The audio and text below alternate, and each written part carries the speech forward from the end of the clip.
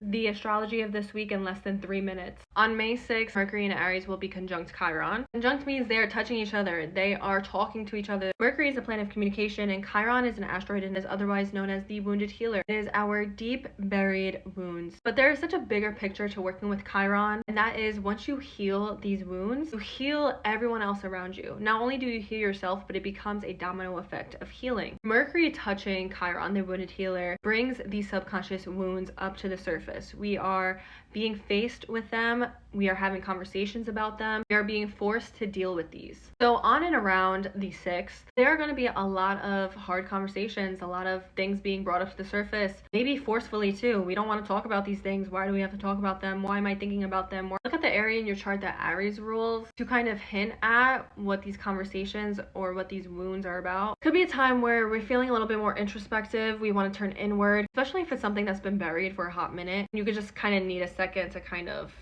take it in. Pluto is also in retrograde right now too, and Pluto will be retrograde until October. A big theme during a Pluto retrograde is coming face to face with your shadow side and making peace with it and wanting to be better so you can evolve and transform into a more powerful version of yourself. So there's a sense of needing to face like a harsh truth around the 5th, 6th, 7th of May so you can heal a version of yourself. On May 10th, Mercury, the planet of communication, then moves into Taurus. This is a big mental shift because Mercury in Aries is very big on wanting to do things very quickly. It's acting and speaking impulsively. It's very much ADD energy. It's taking on a lot of tasks and feeling like we can do anything and everything. It is a lack of focus and groundedness versus Mercury in Taurus is completely different. It's moving slowly, it's working more diligently, thinking more logically, way more grounded, not being so quick to jump into something, thinking it more thoroughly first. It's observing and waiting to speak instead of saying the first thing that comes to mind. Mercury in Aries is the idea creator. Mercury in Taurus is slowly planning on how to bring it to life. On the 12th, there is the full moon happening in Scorpio at 22 degrees. Full moons are already an emotionally heightened time,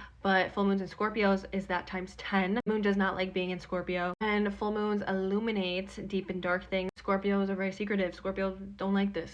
But this is a very transformative full moon. A call of leaving very old, toxic, outdated things, people, situations in your past. You can be the phoenix rising from the ashes. Mercury will also be squaring Pluto under this full moon. So I think there's going to be a lot of stubborn conversations, a lot of stubborn mindsets, a lot of fighting the inevitable change, a lot of power dynamics being brought up. But ultimately, we're being really pushed to transform and be in a more alignment with our higher selves.